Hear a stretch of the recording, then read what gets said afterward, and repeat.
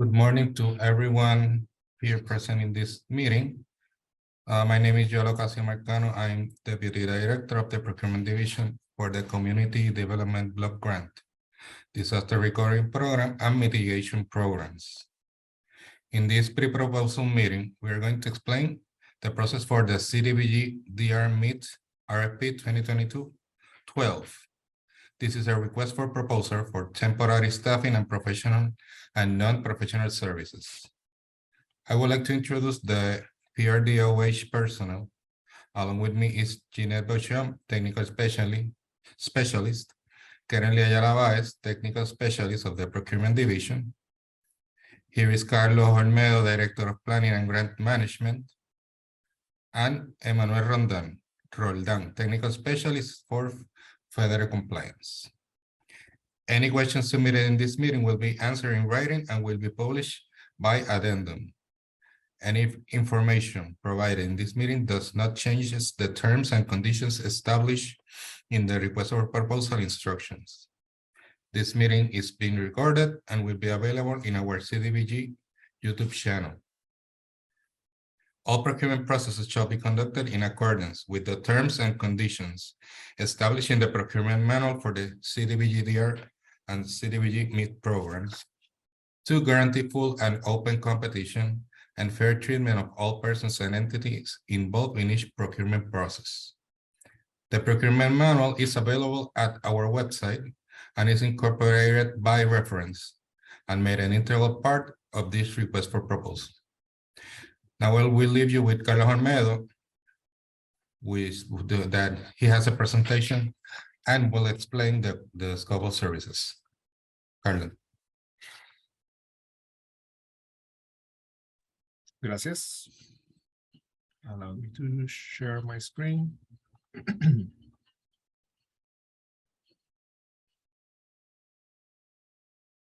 Let me know if you can see it, please. Yes. Okay. Well, good morning. My name is Carlos Olmedo. I work for the Planning Division at the Department of Housing.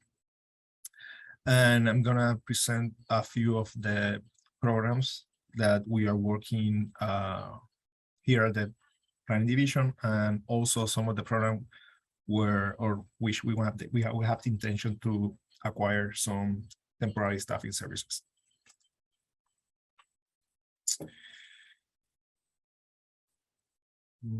Something's not right. We have a mix of CDBG-DR and CDBG-MIT program. We expect to have to hire some people for the whole community resilience planning program. That is a program that deals with planning for communities. I'm gonna talk a little bit about this program in a few slides, and also for the Project Spatial Framework program. That is mostly database and GIS program. The other two programs, the Municipal Recovery Planning Program, is a planning program for municipalities, deals with reconstruction and recovery. And the Housing Seismic Rehabilitation and Reconstruction Program is a kind of a R3 program, a housing reconstruction program that we already have for Irma and Maria, but this one is only for 6 municipalities in the southwest of the island that were affected by the earthquakes.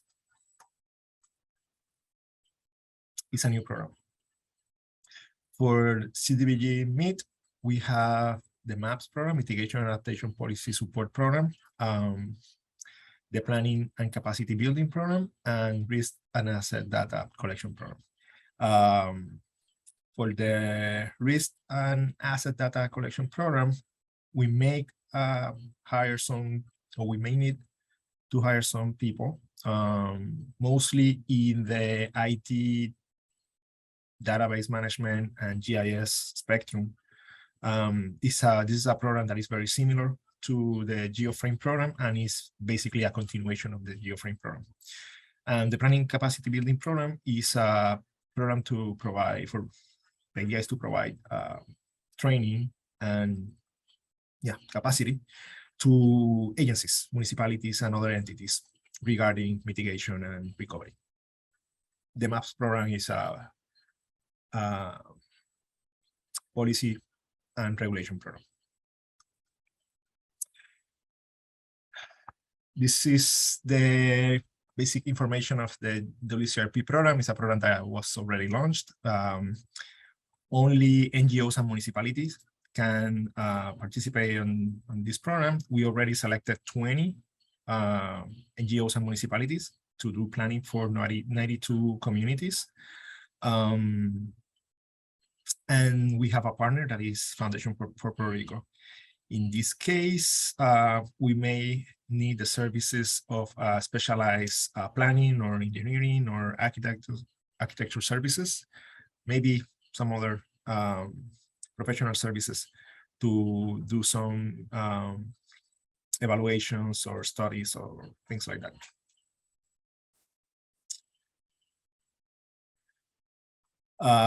The MRP program is, we have 77 SRAs signed. 77 municipalities are participating in this program. It's a program exclusively for municipalities. And we do not expect to need someone or anyone at this point for the regular or individual MRP, but there is another phase for this program that is the regional MRP. And as part of the regional MRP, municipalities may need some professional services to evaluate economic studies, to review economic documents, or to evaluate engineering or architecture or geological specific documents, something like that. And for that reason, we included this program as part of the SRA.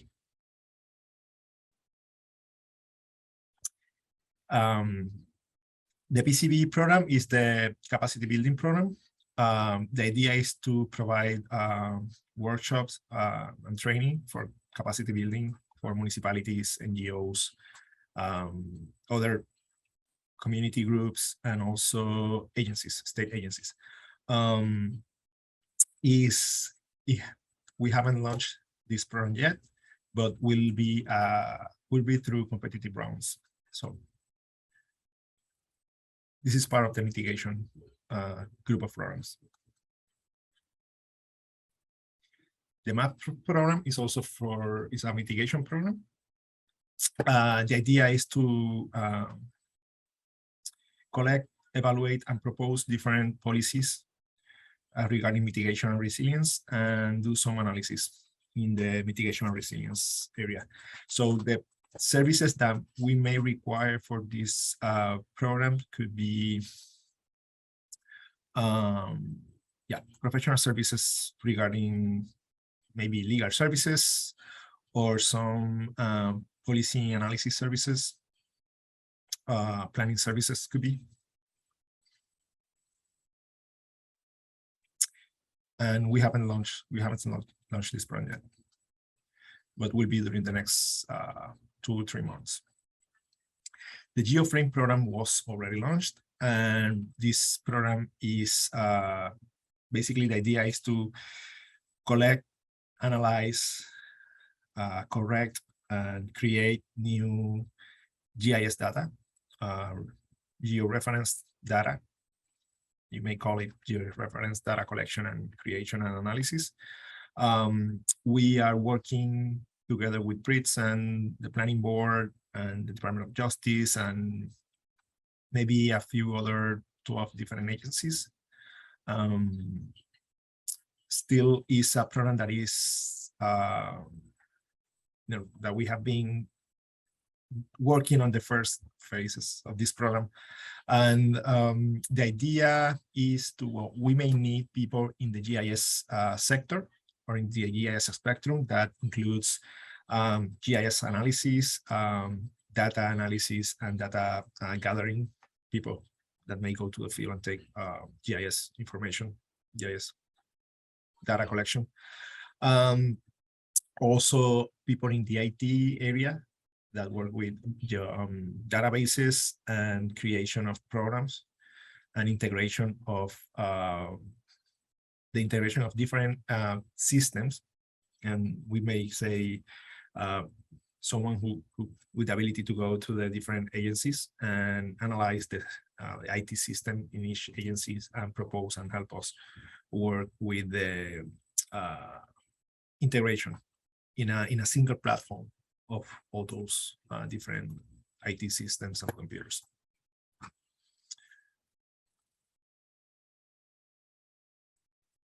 The RAD program is kind of a continuation of GEOFRAME, but instead of just collecting and creating and analyzing existing data or creating new data, GEOFRAME will do risk, hazard, and some other assets analysis.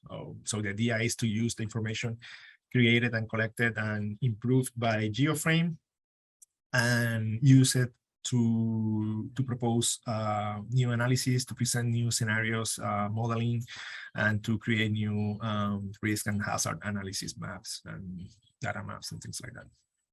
So basically the same type of professional that we may use in GEOFRAME will be needed in RAD. That's why we are presenting this mixed or this integration between GEOFRAME and RAD. I understand that this presentation will be shared with you, so you will have the opportunity to read this. But it's what I already mentioned. The most important part is the digital twin and the Internet of Things. These are new system for Puerto Rico and for Puerto Rico government of Puerto Rico. So I know this will be a challenge for us, and it's something very, very important that will be done as part of RAD, but that will begin with the GEOFRAME program. As the RFP requirements, I'm gonna explain a little bit. I'm gonna explain just the main ones. The RFP is for the acquisition of temporary staffing services for professional and non-professional positions. I mentioned basically the professional ones because it could be the more specific one, but also include non-professional positions. And is to fill the gaps faced by us, PRDOH, some subrecipients, like could be the planning board or subrecipients and partners. That could be the planning board, Foundation for Puerto Rico, or REITs, or any other agency, or even municipality that have some kind of agreement with us. We expect to do this through the temporary staffing, agencies, and also through professional services vendor. So, which means that for this RFP, we could hire a staffing agency or also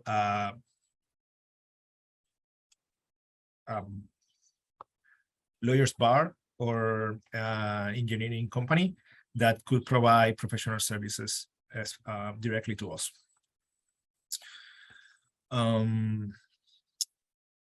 Another important thing is that PRDOH reserve the right to retain the staffing for some of these programs internally, or also for the partners, subrecipients, contractor. And we divided the positions in 7 categories, and they are these categories that you can see here, that is on light blue, which are grant administration, planning services, financial management and accounting, architecture and engineering, environmental, legal and regulatory, and also information technology support services. That is what I mentioned, GIS and RAD and GEOFRAME. Very important. Employees, officers, and executives, and even subcontractors, if any, shall be independent vendor and not employees or agents of PRDOH. So this is very important. Each participant, or once you sign an agreement with us, you should assign us a POC. What we call is a POC, that is a point of contact, within the first week, 7 days of the execution of the contract. That's going to be the person that will have direct contact with us it's not necessarily the president, the CEO, or something like that, but the person that is going to be in contact with us. And the proposer will be responsible for the temporary staffing, wages, fringe benefits, and all that. So make sure that you include all the costs in your proposal.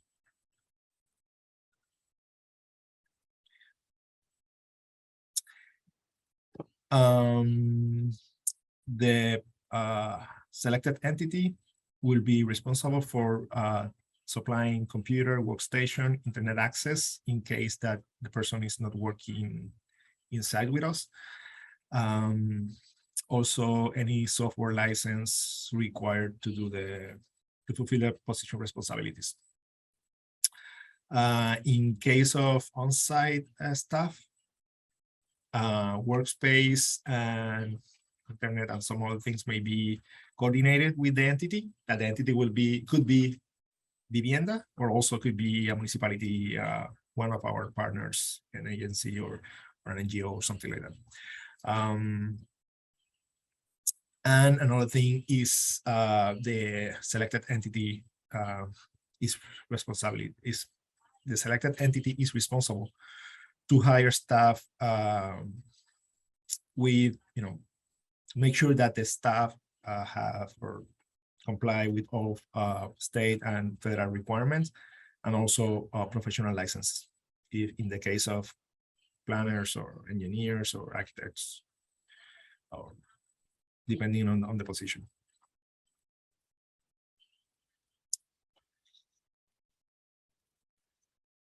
Agencies, staffing agencies must have a minimum of 5 years of experience and expertise in the successful recruitment and placement of professional positions.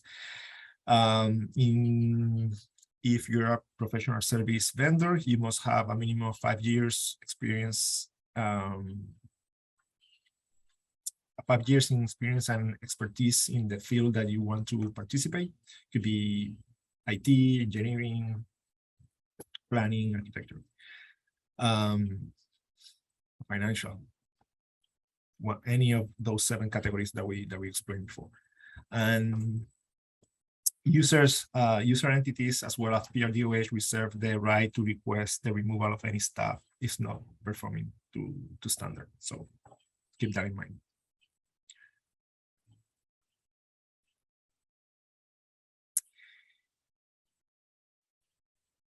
This is very important. In order to maintain recruitment effort to fill the staffing needs, we need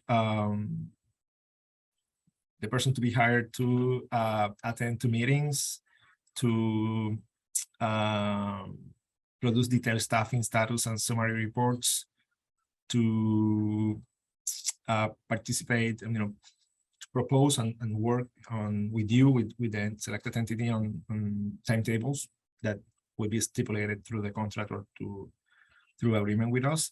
And also the agency is responsible for conducting background checks.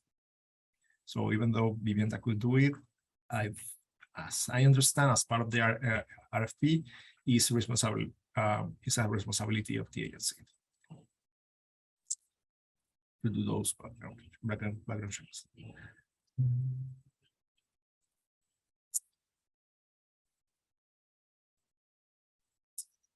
There is an appendix as part of the RFP that is, as I understand, Appendix A.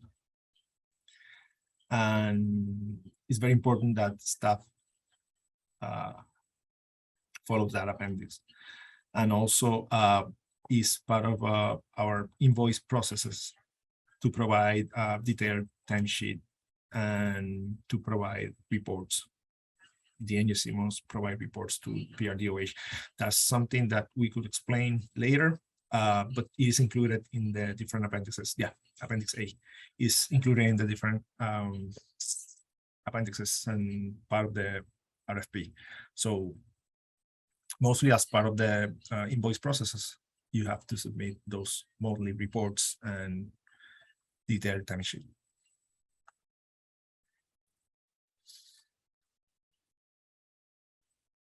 Okay, for this RFP, we only have one, what we call one deliverable. That is what we expect.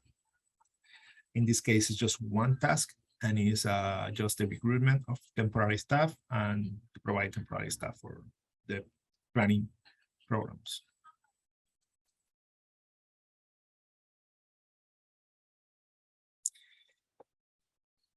Any or all deliverables, such as report documents, data, references, should be made available to PRDOH, and also all deliverables as result of the professional work, like work products, documents, maps, tables, and everything that the person will perform through this program, through this contract, will be property of PRDOH.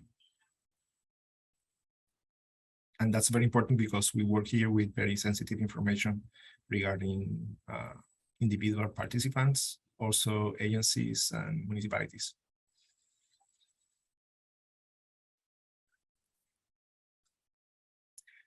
The next few slides are the positions that we understand that we may need.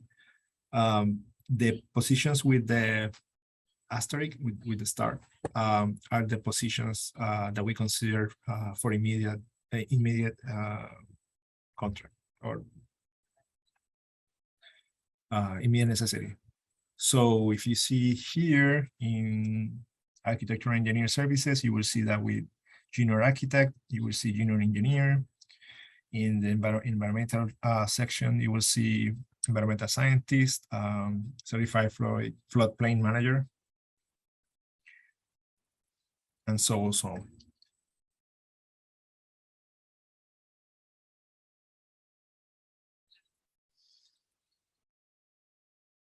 These are for grant manager. The next one are for planning services and legal services.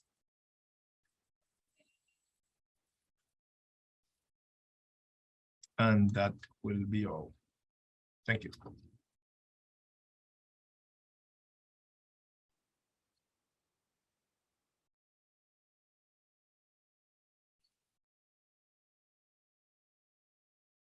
Good morning, everyone. RFP document acquisition. The RFP documents are available for download at the CDBG-DR website. Important dates for this RFP are the following: submission of question and request for clarification, or on or before November 14, 2022 at 4 p.m.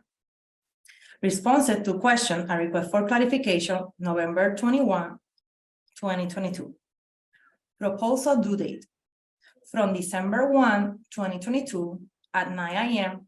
up to on or before December 5, 2022 at 4 p.m. Submission of inquiries and addenda.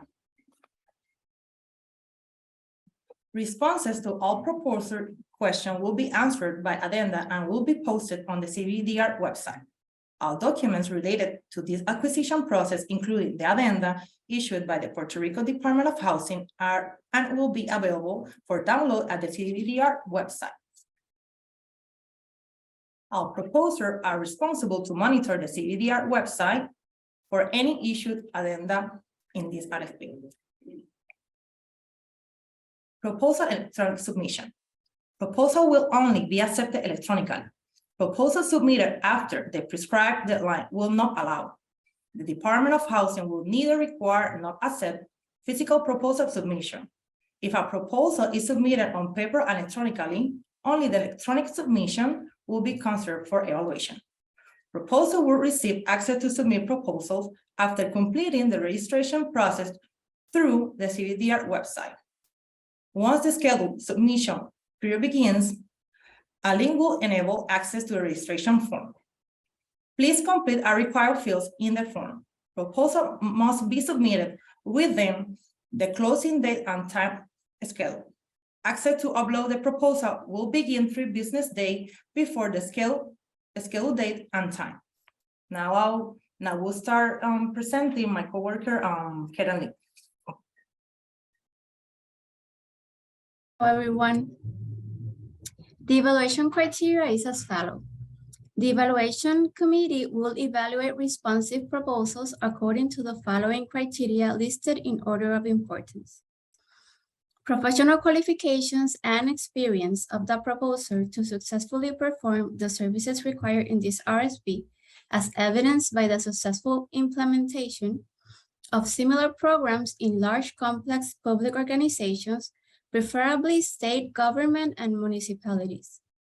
Professional qualifications and specialized experience of the proposed key personnel, as evidenced by relevant experience to the roles proposed. The quality of the proposed approach and its relevance to the services described in this RFP, including implementation schedules and understanding of the Department of Housing goals. Capacity of the key personnel and the ability to commit adequate time to effectively perform the services in the role assigned within the required time frame. And the financial stability of the proposer and its capacity to effectively perform the services. The proposers and the first-tier subcontractors must be registered in the Systems for Awards Management, better known as SAM, at the time of the proposal submission or initiate the registration process right after the proposal submission. For more information, please visit the SAM website. There is no fee to create, renew, or update your registration. Awards will only be issued to entities that are cleared and not ineligible for award of a contract due to suspensions, debarment, or HUD-imposed limited denial of participation. Now we have a presentation from the technical specialist, Emmanuel Roldan, to talk about federal compliance.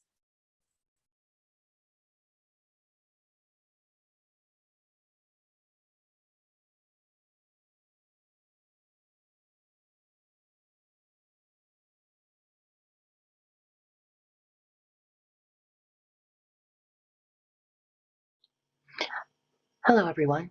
Thank you for the space to present compliance and labor standards requirements. This presentation is prepared in English. However, should anyone need this presentation in Spanish, you can request using the protocols for this RFP. I am representing the Department of Housing Federal Compliance Team, led by Maria del Carmen Figueroa. Today, we will discuss as part of our agenda an overview of compliance roles and responsibilities. We will also cover some tools that are available online. We will also talk about documenting efforts, taking advantage of training that's made available, and reporting requirements, as well as frequently asked questions. In this presentation, we will be discussing Section 3 training, hiring, and contracting opportunities, minority and women-owned business participation, and fair housing and equal opportunity. Contractors or subrecipients using CDBG-DR or CDBG-MIT funding have certain roles and responsibilities. These include assigning staff who will attend the day-to-day implementation of federal compliance requirements, attending trainings and workshops, using tools and templates, executing the activities, and completing documentation that's required. You can also participate in Department of Housing sponsored technical assistance sessions. You must complete quarterly reporting and comply with the reporting requirements. The procurement package contains language that offers contractors the ability to seek bonus points. Please remember to use the references and the templates that are made available and that we will be discussing in this presentation. Proposers seeking Section 3 bonus points should provide their self-certifications and sufficient evidence for how they qualify as a Section 3 business. The Department of Housing offers a template on their website. Proposers who are seeking MBE or WBE bonus points should provide a copy of their MWBE certification to provide evidence of this status. The certificates provided should show the dates and indicate that they are currently active. The procurement package contains sections that speak to the applicability and the requirements for MWBE. Within those sections, you will find helpful links to online resources that are made available, such as the policy guide. Procurement packages also contain language for Section 3 under 24 CFR 75. Although for this particular procurement, the contractor awarded will not need to comply with Section 3. However, you may find the information useful if you are seeking to prove Section 3 status to earn potential bonus points. Let's talk about Section 3. Section 3 is a federal requirement from the Housing and Urban Development Act of 1968. This requirement states that we should provide to the greatest extent feasible job training, employment, contracting, and other economic opportunities generated by this HUD financial assistance to be directed to low and very low income persons and businesses. The Department of Housing makes available a Section 3 policy guide on their website, both in English and in Spanish. Contractors must read and implement activities as applicable and necessary. They also are responsible for their subcontractors assuring that benchmarks are met. For Section 3 projects, 24 CFR 75 has established the following benchmarks. 25% of the total labor hours for a project should be work hours of Section 3 workers. And from that 25%, 5% of the total labor hours should be work hours of targeted Section 3 workers. Let's talk about the definition of a Section 3 business. A Section 3 business refers to a business concern meeting at least one of the following criteria, which is documented within the last 6 months. The business is at least 51% owned and controlled by low or very low income persons. It could also be a business that has at least 51% ownership and controlled by a public housing resident or residents who currently live in Section 8 assisted housing. It could also be a business that has over 75% of the labor hours performed for that business over the prior 3-month period by Section 3 workers. In this slide, we're going to look at the definition of a Section 3 worker. A Section 3 worker can be any worker who fits or, when hired within the last 5 years, fit at least one of the following categories. The worker's income for the previous or annualized calendar year is below the income limit established by HUD. It could also be a worker who is employed by a Section 3 business concern.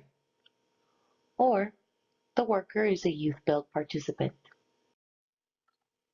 Now let's talk about what a targeted Section 3 worker is. A Section 3 targeted worker for community development financial assistance projects is a person who is employed by a Section 3 business. It could also be a person who currently fits or when hired fit at least one of the following categories as documented within the past 5 years. Someone living within the service area or the neighborhood of the project as defined in 24 CFR 75.5 or a youth build participant. The neighborhood or service area for a targeted Section 3 worker is that in which you can find at least 5,000 persons within a 1-mile radius of the project. If there are less than 5,000 persons within that 1-mile radius, you can expand that radius until you have 5,000 persons around the Section 3 covered project site. Each year, HUD releases new income limits. These income limits typically come out around April. The latest income limits for 2022 are made available on the slide. The Department of Housing has created various forms for helping maintain compliance. There is a Section 3 plan that can be used by contractors or subrecipients. There are also Section 3 self-certification forms. And finally, there is a form to help you document your efforts. Let's take a closer look at your Section 3 plan. This document helps you identify new hiring needs, subcontracting needs. It helps you plan your outreach efforts and assists your coordinators in identifying the day-to-day activities. It helps you define compliant procedures, and it helps you understand your reporting requirements. You can use the link on the slide to visit the website and download a Section 3 plan template. In this slide, we want to focus on the Section 3 self-certification forms. These useful tools help you uncover if workers or subcontracting businesses meet the income thresholds required. HUD offers also a business registry. This registry allows you to register yourself as a Section 3 business.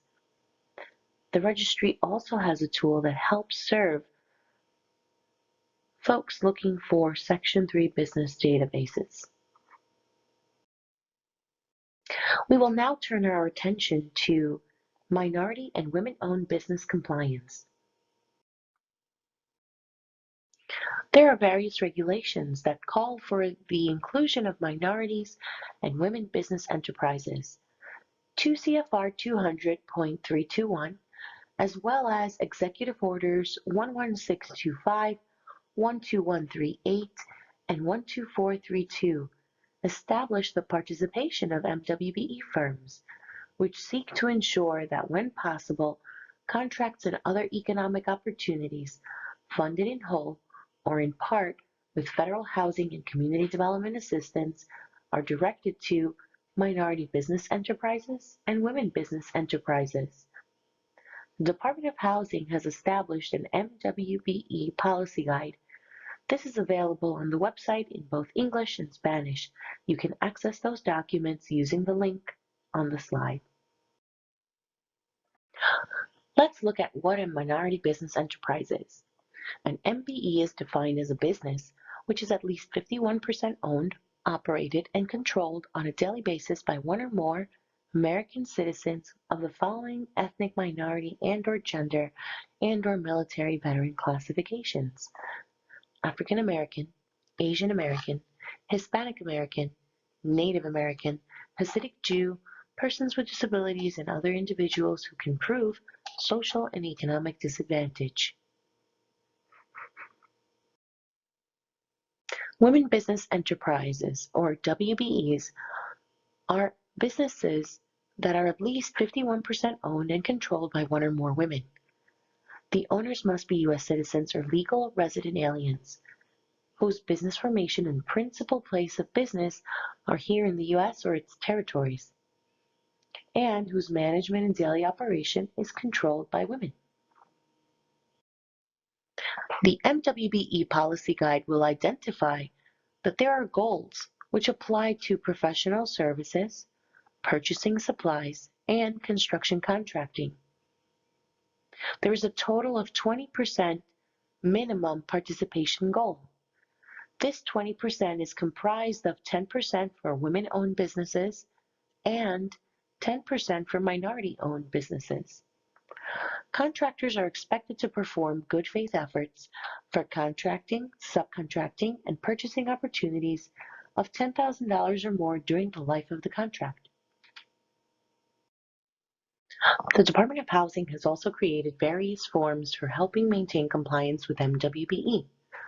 One of those is the MWBE Utilization Plan.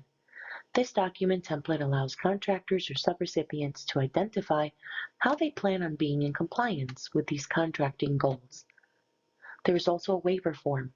This document allows contractors or subrecipients to identify if they meet the requirements to waive their goals for MWBE. Let's look at the MWBE Utilization Plan. This tool helps you compile data for your subcontracting. It helps you identify what needs you may have.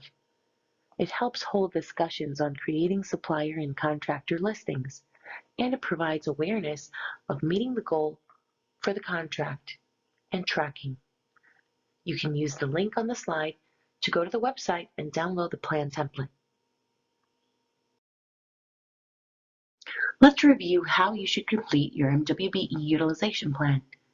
The Department of Housing Utilization Plan template can be used throughout the life cycle of your contract.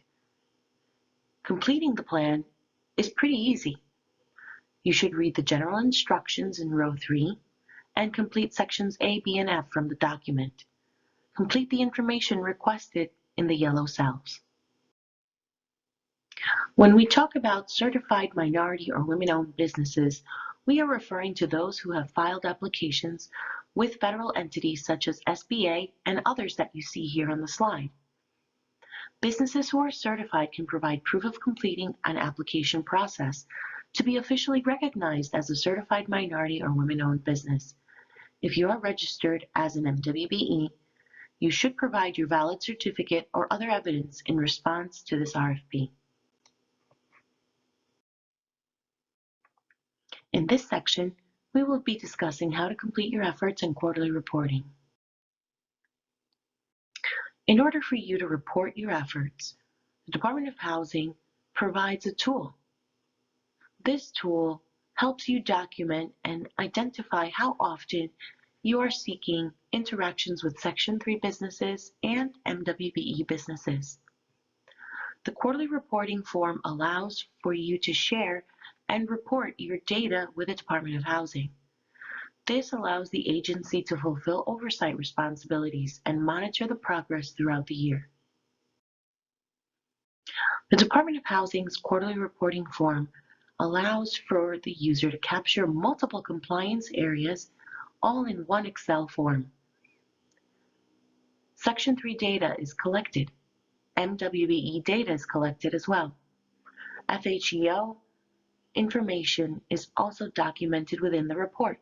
And finally, for those who have construction projects, there is a report for Davis-Bacon Unfound Workers Efforts Reporting.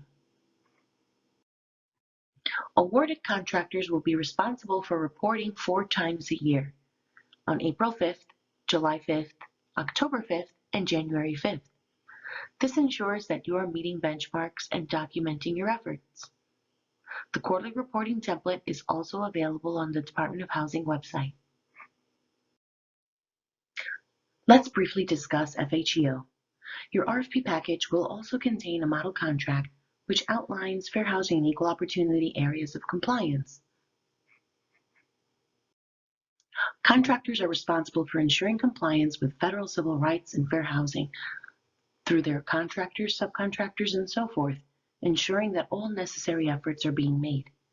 The Fair Housing Act and Sections 109 and 504 prohibit discrimination against the following protected classes of people: race, color, national origin, religion, sex, age, familial status, disability, gender identity, and sexual orientation.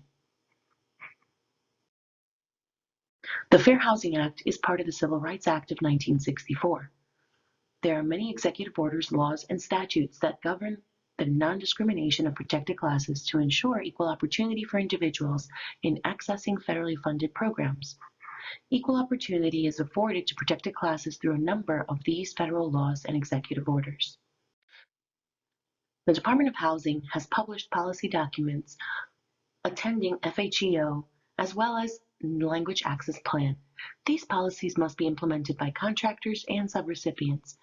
They are publicly available online in both English and Spanish. You are encouraged to click on the links and access the resources available.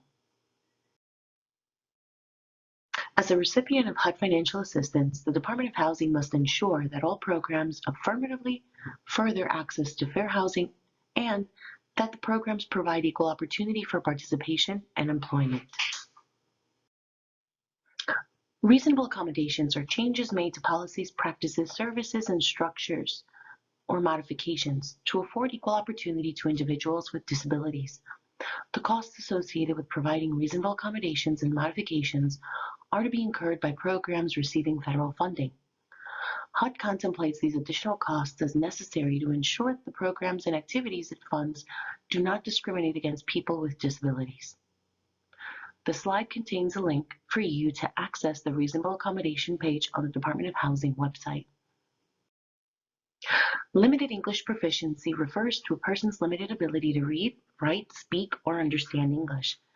Due to Puerto Rico's high Spanish-speaking population, all entities and contractors using the CDBG-DR funding must seek to ensure that both a person's limited ability to read, write, speak, or understand English or Spanish will not place them at a disadvantage in the participation of programs.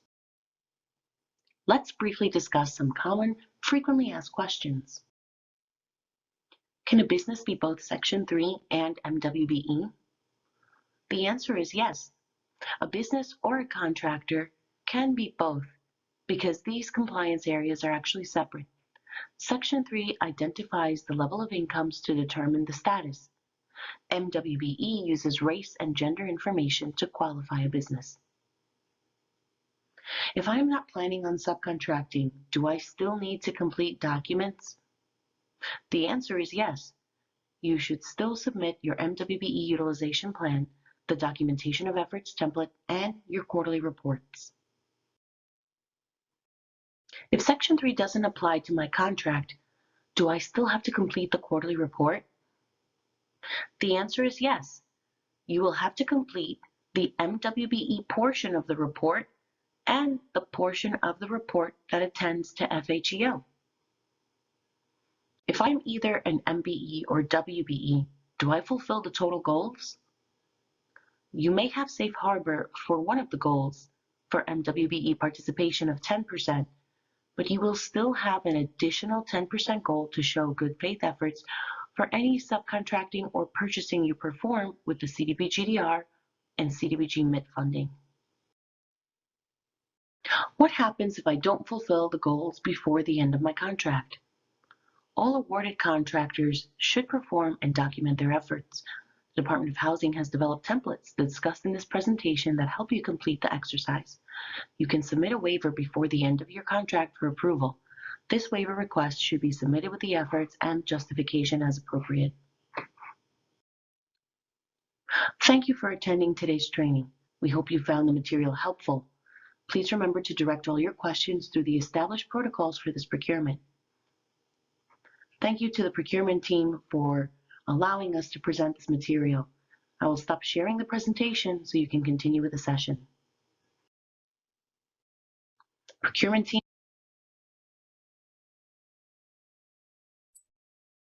Well, that's all the information we have for you today. Thank you for your interest and thank you for your participation. Please remember the due dates, important dates that we have already discussed.